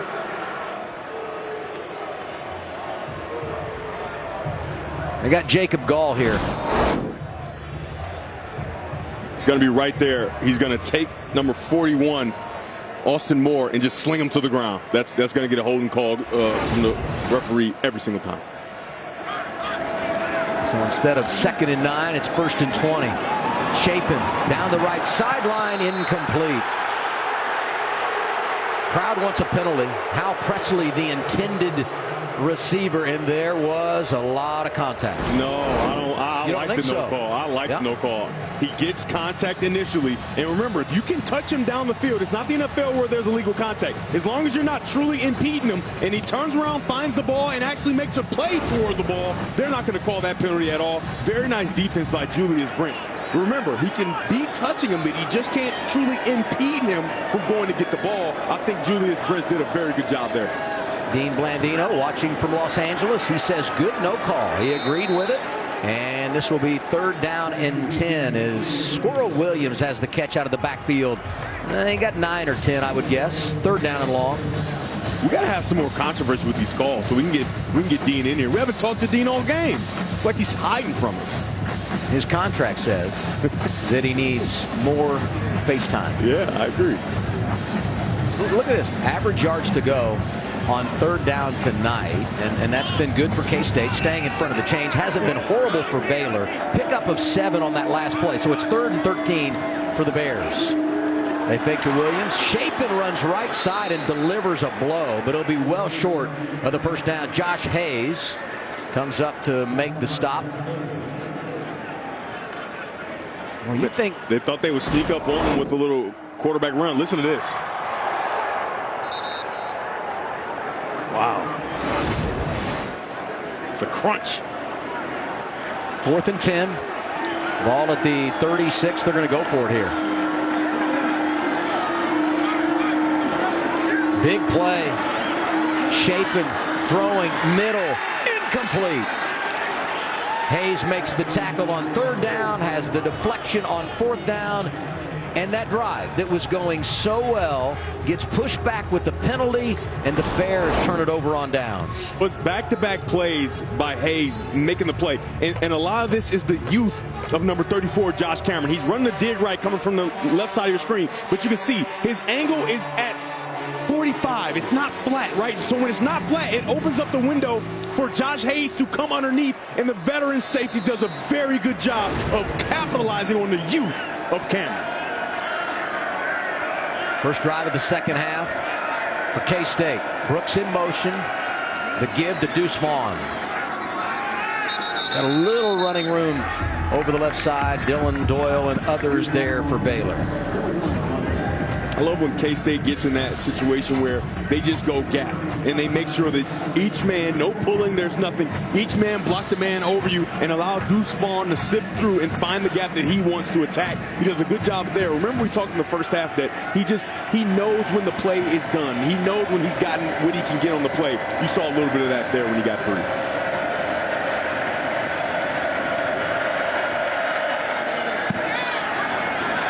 Play action on 2nd and 7. Howard avoids the rush, then bobbled the ball and just had to throw it away.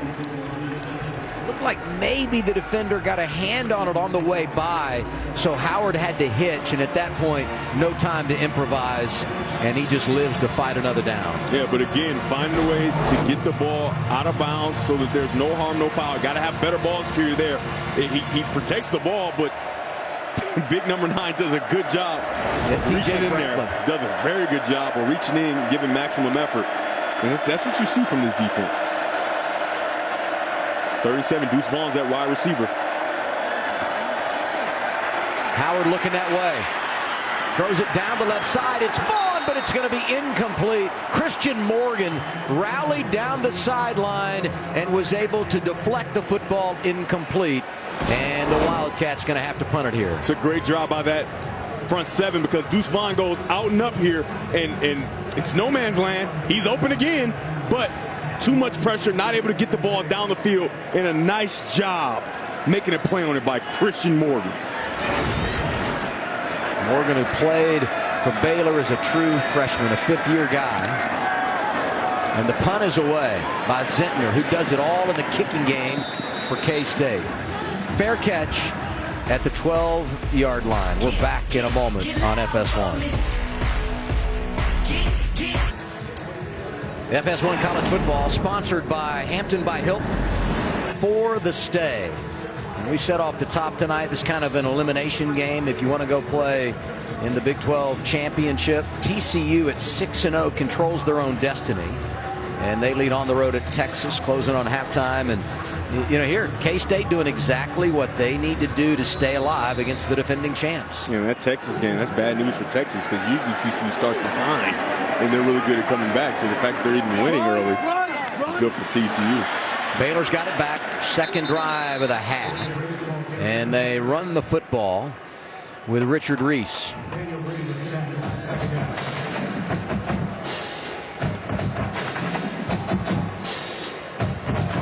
So that opening drive of the half for the Bears really stalled out when they got the holding call. Yeah, I mean, put you way behind the chains. The sense of urgency is huge right now. Yeah, you can see they're going for it. They're not even taking the field goals. They're trying to go get touchdowns. This is Squirrel running left, gets it out to the 20. It'll be third down. And these safeties are flying out of the middle of the field. Number 21, Drake Cheatham, sprints down and finds a way to get in on that tackle. Baylor has an opportunity to go big play action and drive this ball down the field on early downs. But here they got to find a way to get the first down.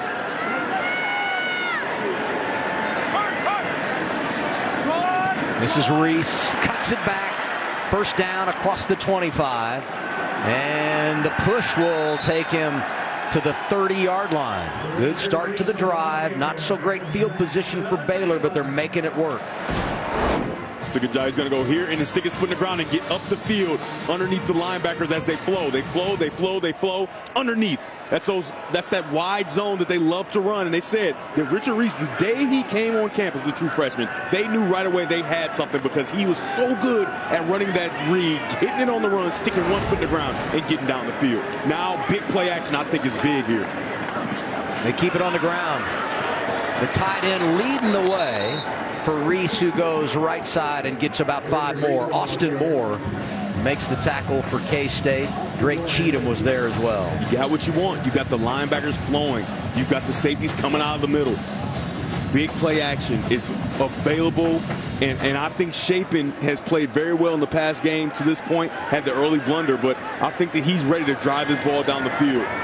Get that ball in the stomach of the running back. Reese quietly, there goes. Over 50 yards. Chapin steps up. What a throw, what a catch.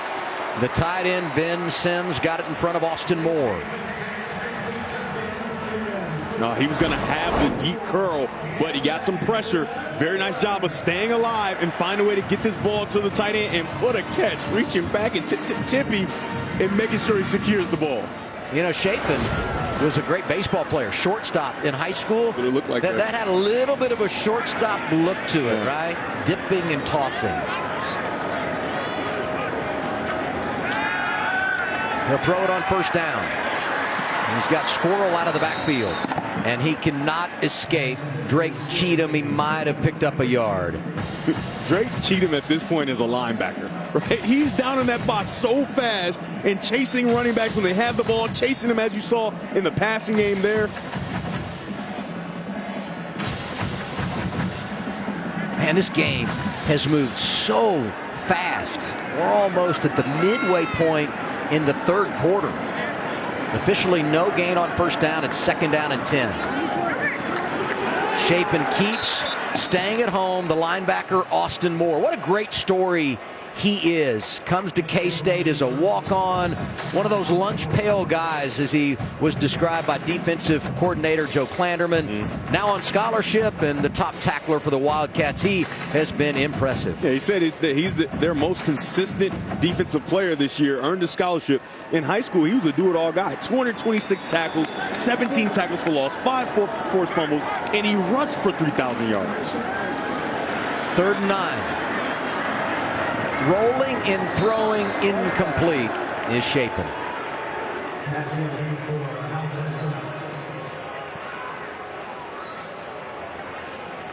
Man, another drive. I got to tell you, the K-State defense, I mean, we've talked so much about their versatility on offense tonight, and rightfully so, because they have really done some positive things on that side of the football, but their defense comes in, giving up 19 points a game, and boy, have they shouldered the load tonight. The one thing they struggled with last week against Texas was getting pressure on the quarterback, and even when they did, they allowed the quarterback to make plays in that third play. When the pressure comes, he scrambled and made plays. The defensive backfield didn't plaster very well. Tonight, they're doing a great job, and you saw it on that 3rd down. Power punts. It goes into the end zone. A touchback. K-State has it again with a 17-3 lead at Baylor.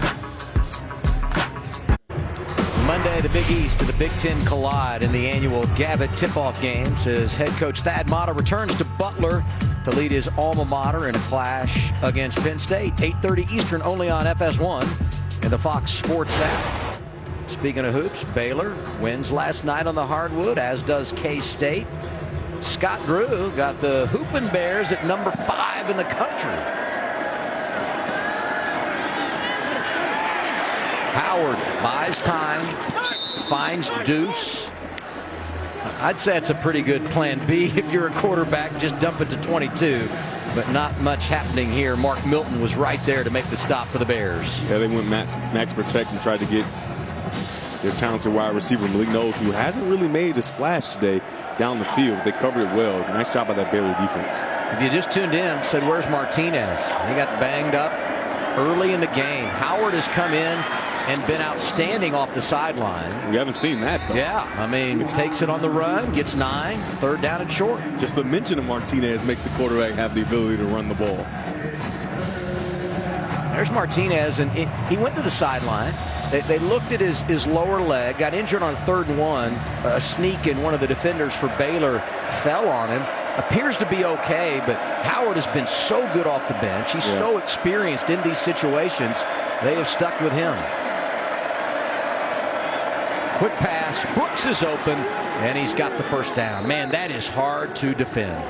Yeah, especially when you play it so soft. You got both of the defenders for the Baylor Bears soft, so you get that ball from under center, you spit it right out. Look, you can't even see the second defender in the screen, right? There's no way you're going to stop a guy from getting 1 yard, especially if you spit it out quickly. Smart by Howard to go under center to get it faster. Deuce running right. It's about 4.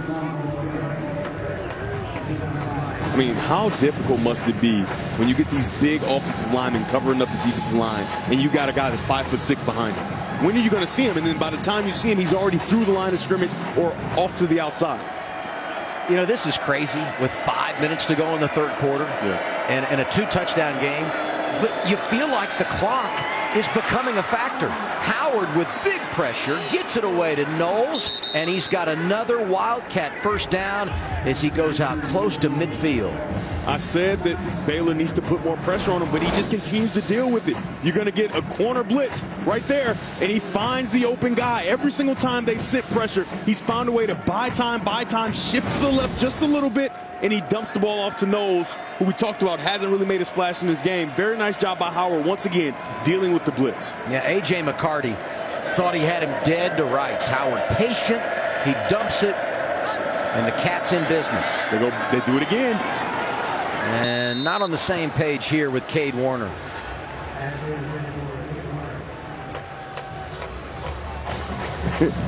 Adam, I play a lot of football and watch a lot of football. I've never seen so many corner blitzes in one game. They're just trying to find ways, manufacture ways to get pressure on the quarterback, and it just hasn't worked. That time, it allowed for the quarterback to speed up, right, and me on miscommunication with this receiver.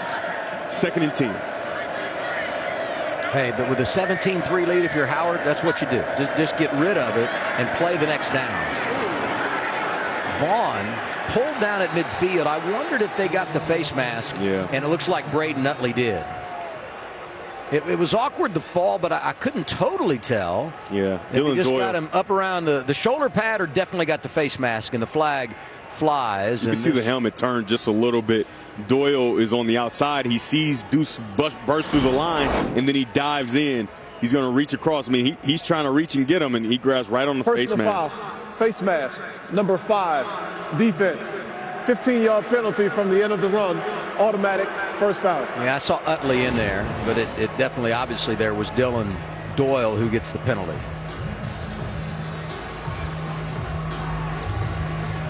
You know, the Bears just can't get their feet in the ground tonight.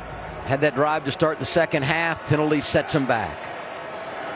And here the penalty that gives K-State another first down, and this one at the 34-yard line. No man's land out there. Get him some help.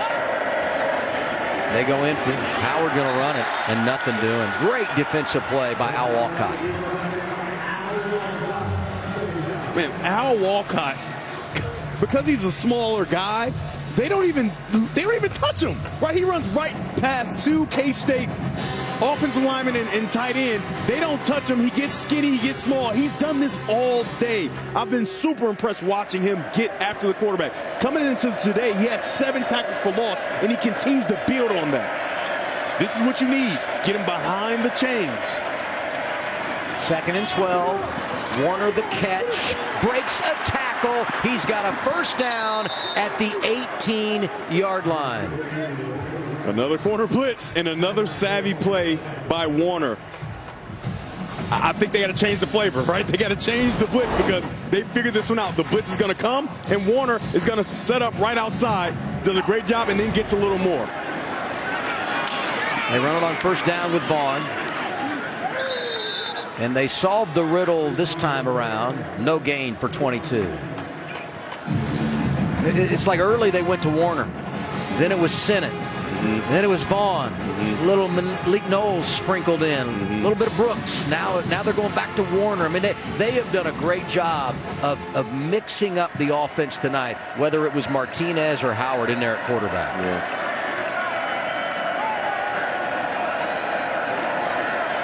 Got the big back in, DJ Giddens. Haven't seen him a lot in half number 2. Hit behind the line of scrimmage, but keeps moving forward. Might have gotten a yard. We've seen a couple of missed tackles. That's not something you normally get out of Baylor. Is that time of possession thing starting to be a factor here? Could they be wearing down just a little bit this Baylor side defensively? I think you're right. I think Kansas State has had this ball for so long, and it's from the beginning of the game.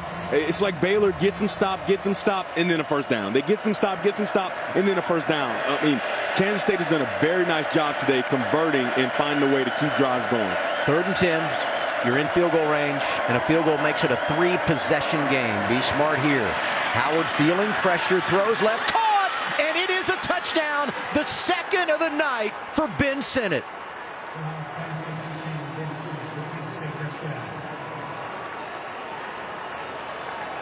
Coming into the game, 0 career touchdown catches. He's been outstanding. This is nothing but my guy is better than your guy. Sennett up the rail. It's covered nicely, right? It's covered nicely. Christian Morgan is in position, but the ball's up high, and I called him Mike Allstott that can run and catch. He is a giant man, and he looks with that elbow garment, he looks just like the guy at the next level. 24-3. Wildcats rolling on the road. And the big tight end, Ben Sennett, having a day. Shades of Gronkowski all over him.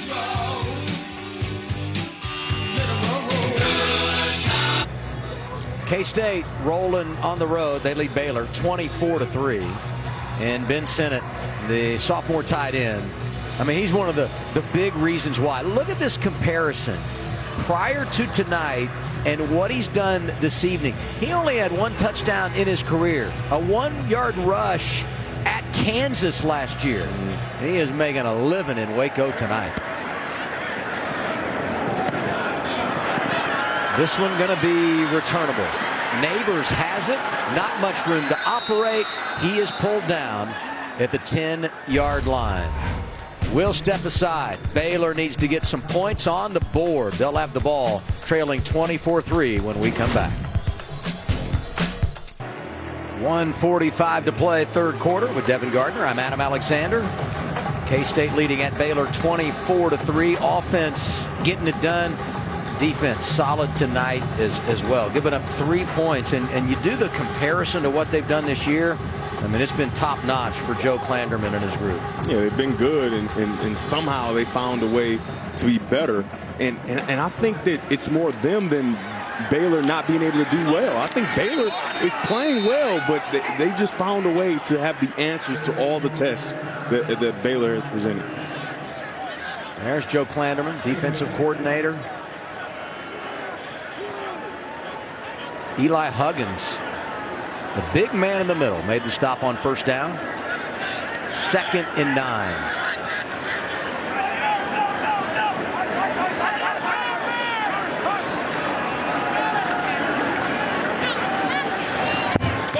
Chapin, too tall for Baldwin.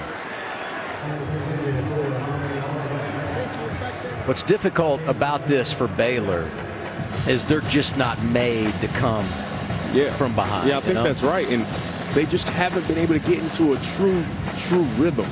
And we talked about it earlier, but it's because K-State has possessed the ball for so long on so many occasions. They just haven't been able to get their feet underneath them, and it seems like they've been playing from behind from the start.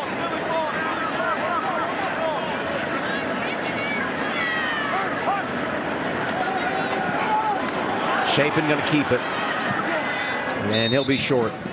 Huggins got him again.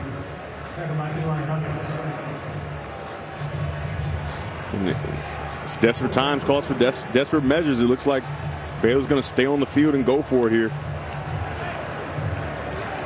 Well, I thought if they made it a 3-possession game, K-State, when they had the ball the last time in the red zone, that would make things difficult. You got to stop here, and it's almost impossible to get back into this thing for the Bears.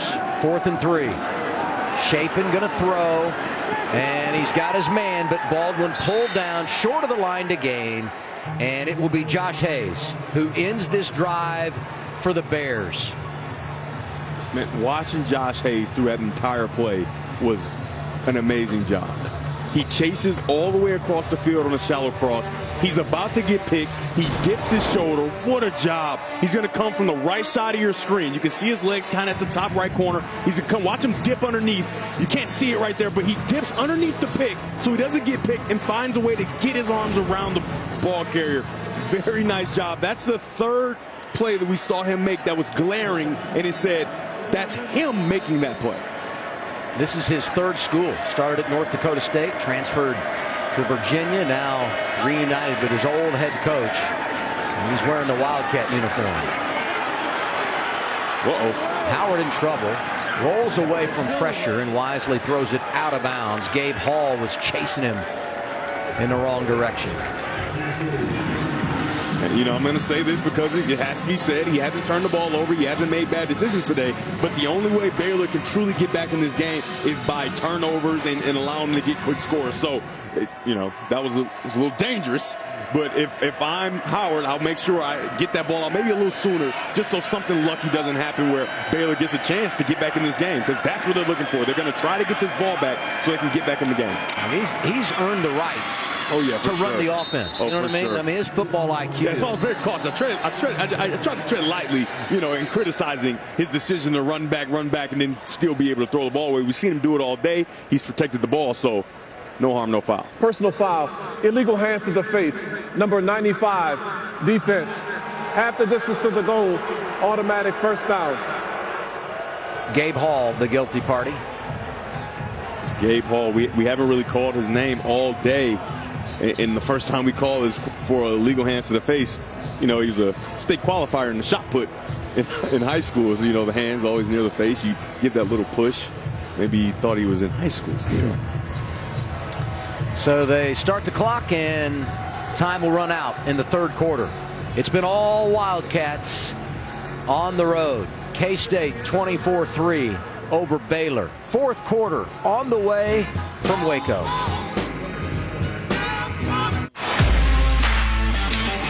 He's off the sidelines, and tonight he's been very impressive. Talking about Will Howard. Carried him off after that big win against Oklahoma State. Threw 4 touchdown passes, and I mean, he hadn't had 4 tonight, but man, has he been impressive after Martinez got hurt. Well, he's down in the area where he could get his 4th. I mean, he's been really, really good.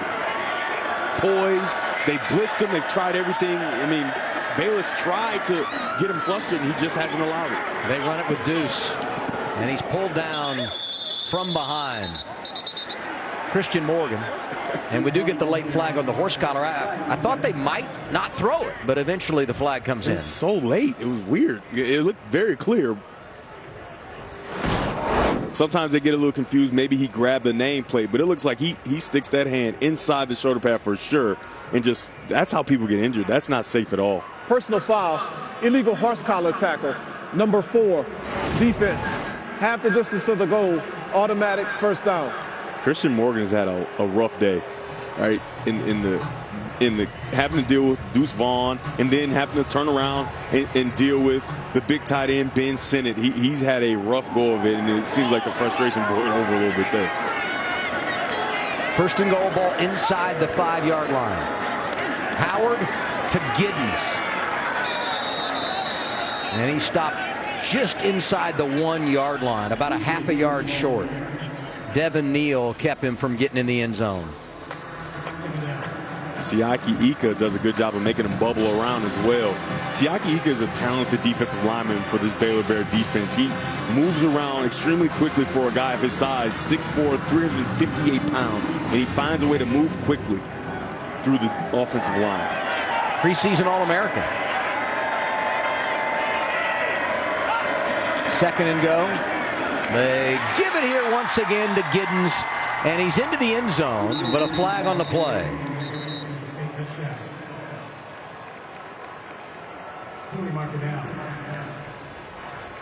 Offside, defense. The penalty is declined. The result of the play is a touchdown. Giddens with his 4th rushing touchdown of the year. Yeah, he goes in untouched. You can see here, Siaki Ika does a good job of trying to create a pile, but he just steps left, goes around, and walks in the end zone. K-State has now scored on 5 of their last 6 possessions. Extra point right down the boulevard. 31-3 Wildcats. I did not see this coming in Waco. The guys in white getting it done on the road. FS1 College Football is sponsored by Hampton by Hilton for the stay. K-State comes on the road leading big time at Baylor, 31-3, just over 14 minutes to play. Their most recent score courtesy of the freshman running back DJ Giddens rather, into the end zone.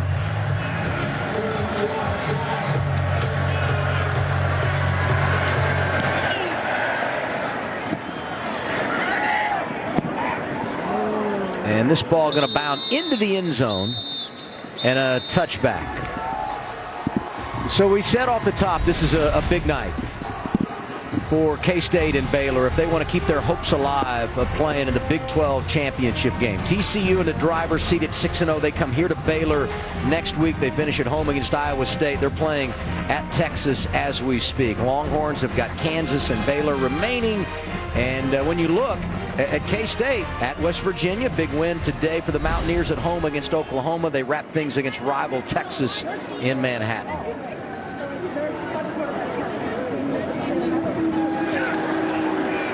Shaping over the middle, and he's got Baldwin.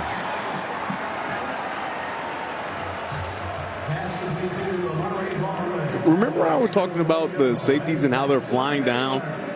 Number 21 in white, Drake Cheatham. Well, that's what I meant. Get that play action. You could drive that ball right behind the linebackers and safeties. Nice throw there by Shapen. Echo Boydo pulling down Cameron after the catch. It'll be second down. You like Cameron. You think he's going to have a really bright future. You know, he's a guy that really didn't appear anywhere. And all of a sudden he pops up. And last week he was outstanding. And tonight he's been good. Great catch here. All hands over the middle. And another first down for Baylor. Sincere Mason.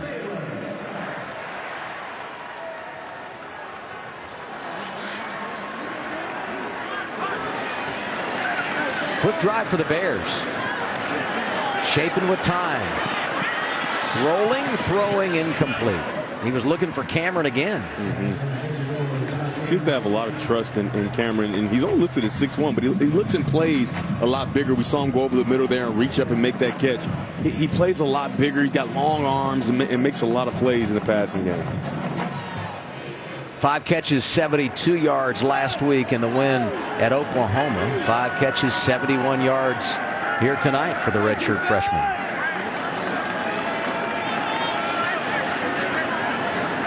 Second down and 10.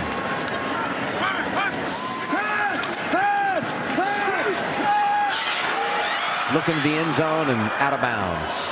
Could not make the connection with Monterey Baldwin. Been a little bit of bend not break for K-State tonight. Overall, I mean, they've been solid, but even when the Bears have been able to put a drive together, the Wildcats, once they start to close in on the red zone, have really clamped down. Yeah, they've done a really good job of bowling their necks, right? When they needed to, they've done a good job of standing tall and finding a way to get Baylor off the field. And here's another opportunity on third down. Well, they're going to go for it on fourth down. Shapen to run it. Boy, did they react well to that. As soon as he takes off, they fire into the hole. Well, they're in zone defense, and Daniel Green all day has kind of been tasked with watching the quarterback and making sure he gets to him quickly so that it's a minimal gain. And there you see it again. He lays a nice lick on Shapen, and he wanted to let him know about it. So now 4th and 6, and as you said, I mean, no doubt about it, you're down 4 touchdowns at this stage of the game everywhere. There's going to be 4-down territory. Bears 0 for 2 on 4th down tonight.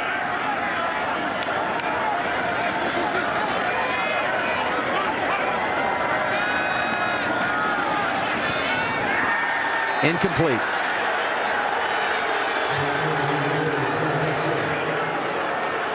The K-State defense delivers again. Julius Brents feeling good as the Wildcats leave the field. K-State gets another stop defensively. 3rd time tonight, Baylor's had to give it up on downs. And so the Wildcats have it at their own 20-yard line, leading by 4 touchdowns on the road.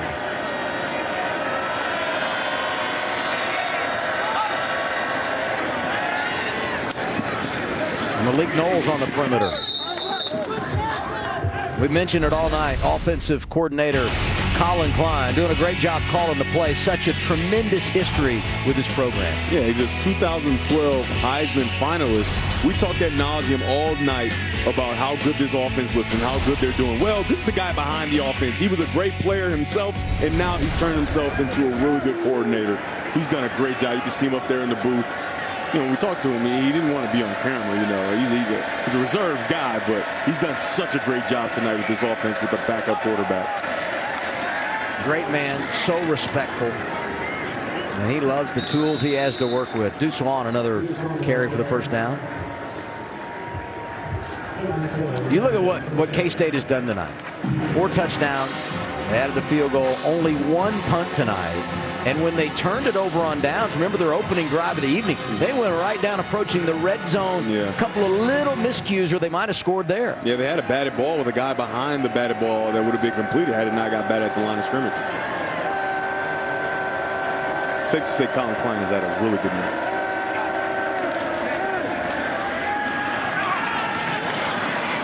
Vaughn to the perimeter. Pulled down after a gain of 2.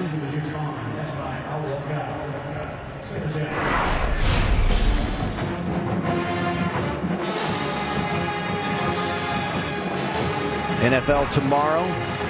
We'll see Vaughn playing on Sunday afternoon in the near future. Man, whichever team gets him is going to be so lucky, because I think all of his skills translate to the next level for sure.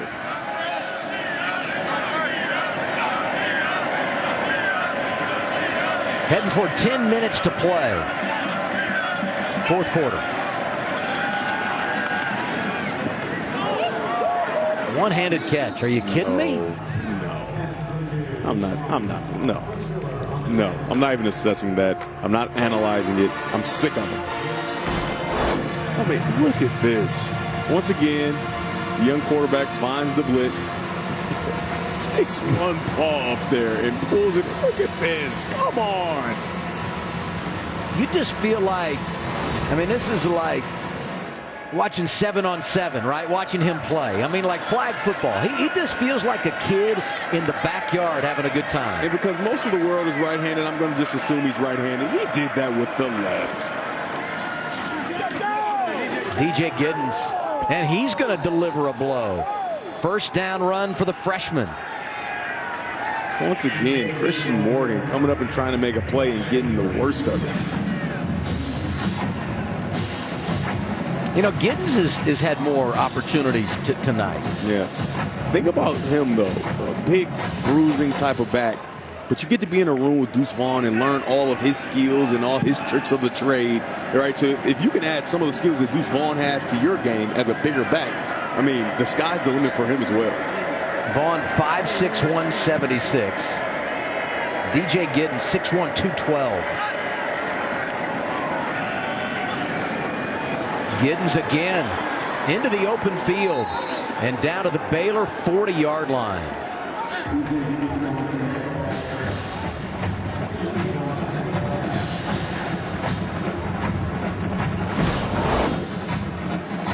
It's a very good job of sifting through, similar to what we've seen from Deuce Vaughn. Giddens has run the ball extremely well tonight.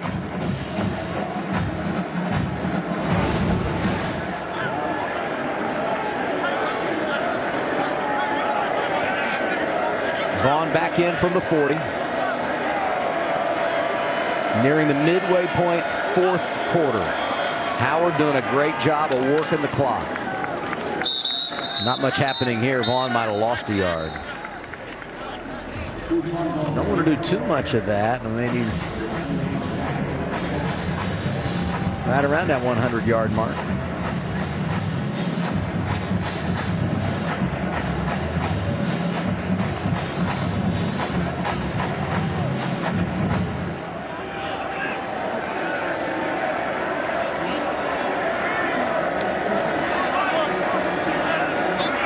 Play clock down to 10. Second and 11 for Howard. Back to Vaughn, nearly another one-handed catch as he's driven out of bounds, and this one going to be incomplete. Well, we said off the top, how many times are we going to say Deuce is loose? And we've been saying it a lot this evening. Yeah, he got to another 100-yard total offense day. What was it in the first quarter or early second? And he's just continued on that path. I mean, just in open space, he is next to impossible. 1, 2, 3. Right foot in the ground in the end zone. We see that one again. That was a gem from Deuce Vaughn, but he's been as advertised as always. 3rd and 11. Vaughn dives inside the 40-yard line, but well short of the first down. It'll be 4th down. And before that last play, over 150 yards of total offense.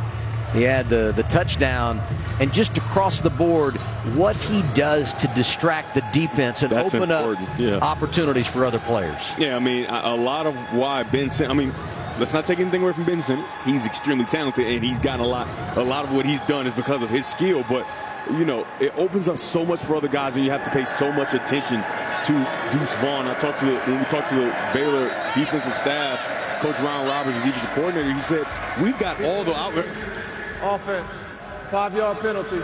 4th down. I was throwing out all kinds of suggestions on how they could think of trying to stop him. I told him, you know, basketball, the boxing one, right? Play zone around it, have one guy chase him around. I said, hey, you can bracket coverage him too, right? If he goes out right, one guy jumps on him. He said, listen, Devin, we've got all of that available, and they've tried it all, and Deuce Vaughn just found a way to get through it. And like I said, you dedicate so much to stopping Deuce Vaughn, it allows for all the rest of the players to execute. And I equated it to the Golden State Warriors. Remember, in the meeting, I said, it's kind of like, you know, try to stop Steph Curry, and then you get Klay Thompson going off and all the other characters on that team. Gavin Holmes takes in the fair catch at the 15-yard line. Baylor ball when we come back. If you go back 20 years and talk K-State football, number 43, Darren Sproles, absolute stud. Yeah, the natural comparison, small in stature, but explosive in the run and pass game. You can see right there at the top of the list, school history, all-purpose yards. In the break, we were talking, and I said, well, Deuce Vaughn goes and gets those guys for sure, right? If he comes back. And then you're like, well, is he going to come back? And fortunately for him, his father is a scout in the NFL, right? So he'll know exactly what his value is. And then we kind of kicked around the thought of, well, you know, he takes hits, but then we thought about it, it's like he's safe. He doesn't take a whole bunch of hits, at least big ones. He kind of gets away from those, gets out of bounds, gets down when he needs to. So it's interesting to see what he do in this next year. How about that list of guys, though? I mean, Darren Sproles, man, little guy. Tyler Lockett, little guy. Little guy, right? And now Deuce Vaughn. If you're a little guy and you want to play at this level, call K-State up and tell them you can play and be able to play. And I think they give you a chance because, remember, Phillip Brooks, 5'7", 169 pounds, a super talented wide receiver on this K-State football roster. Well, and I think what Vaughn has done this year to elevate his stock is not just the catching it out of the backfield, but the coaching staff told us he's become such a good blocker. He's a 3-down guy. Shaping going deep and overthrows everybody. You know, watch him on film, take on blockers, and they said he actually was getting a little bit of an attitude and getting offended because they would take him out of the game to run the Q run stuff and have someone else come in and lead blocking. He's like, guys, listen, I can do that. And he proved it in a number of games where you see guys blitzing off the edge and he's hitting them right underneath the chin and he's leading through for his talented quarterback, Adrian Martinez, on Q runs. Baldwin catches it. Upended as he heads toward the 45-yard line. First down Bears. Austin Moore chasing him down. Last time K-State led by 4 touchdowns on the road, 45-14. They beat Kansas in 2015.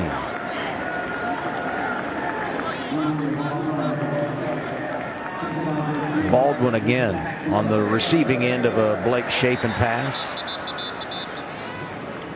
I want to look at the total yards. It's not that big of a difference. Like the total yards is not indicative of what the score actually is. I think Coach Grimes has done a very good job, the offensive coordinator for Baylor.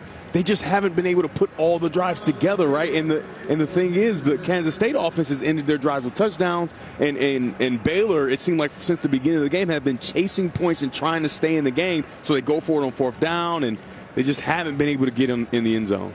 Josh Hayes is down for K-State. We'll come right back.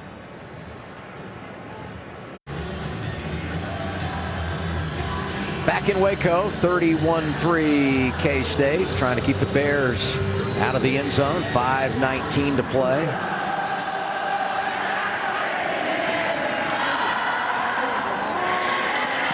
Shapen, loading it up. Man, incomplete. That's the true freshman Parrish in coverage. Hal Presley just couldn't hang on to that one. It's a nice job of Parrish looking back and finding the ball so he doesn't get a pass interference call. But he turns his head and loses it, and then Presley just lets it fly right through his hands. We talked about Brents and the targeting call last week against Texas and sent him out early. It was Parrish that came in and spelled him at the cornerback position. A lot to ask from a young guy. Shapen intercepted. Drake Cheatham has it And he'll just take a knee.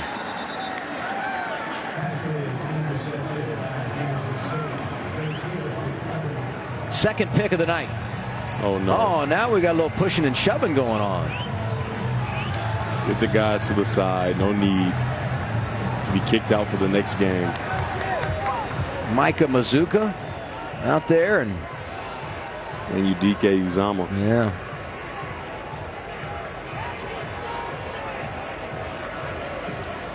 And the frustration just boiling over.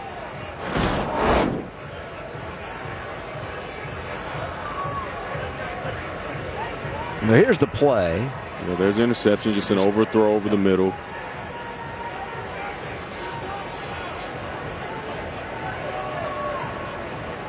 And he just takes a shot at Udike Uzama, but Udike Uzama, you have to get back. I mean, I know, you got pride and all that. You can't just allow a guy to put his hands in your face seemingly for no reason. We didn't see what all happened before that, but you've got to try to get back because you got a lot to play for. Over.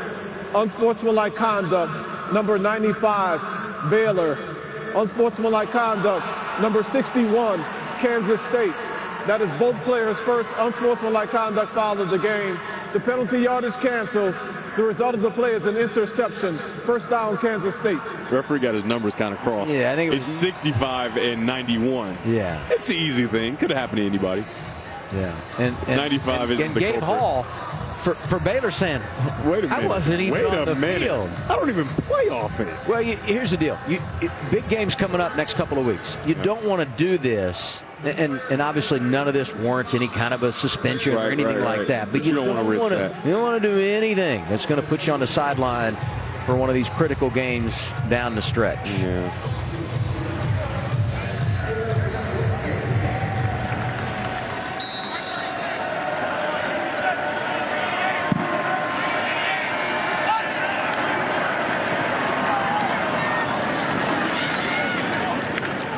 Vaughn, gain of 3 on first down. Let's go back. Adrian Martinez, 3rd and 1, quarterback sneak.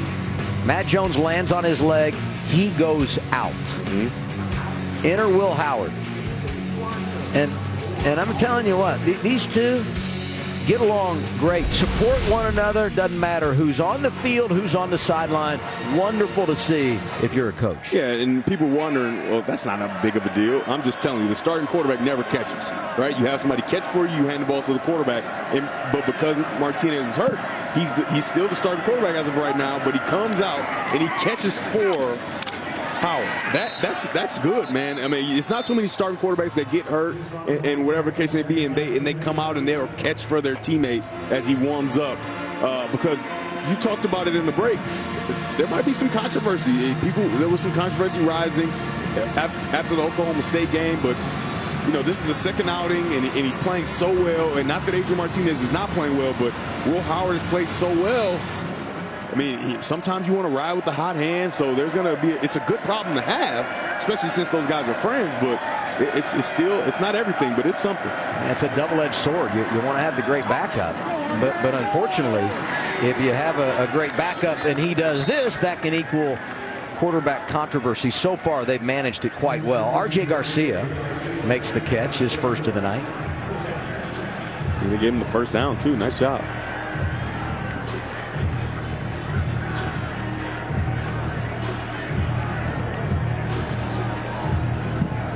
Last time Baylor scored less than 10 points at home, it was a 42-3 loss to Oklahoma State here in Waco at the end of 2020. Kansas State tonight now closing on 80 plays from the line of scrimmage on offense. That is just a big number for a team that comes in averaging just over 65.